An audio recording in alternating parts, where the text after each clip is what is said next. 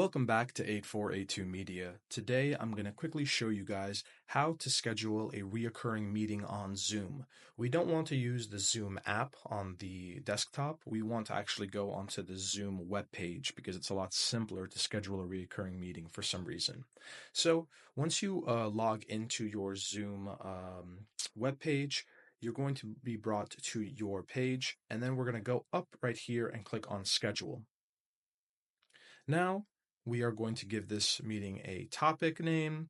We are going to schedule when it's going to be. I want it to be on the 26th at 12 p.m. And then the duration will be 1 hour, time zone. And then right over here where it says reoccurring meeting, we're going to check this box.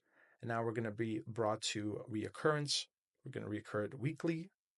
Repeat weeks, we'll do 5.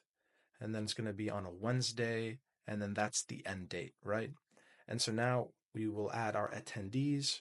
I want Zenkov to attend. Perfect. And then we can give it a template. I don't really need a template. And then here's the security, a password. And then when we're done, we just click save. And now this whole meeting has been saved. And thank you guys for watching. I hope this video helped, and I hope you have a great day.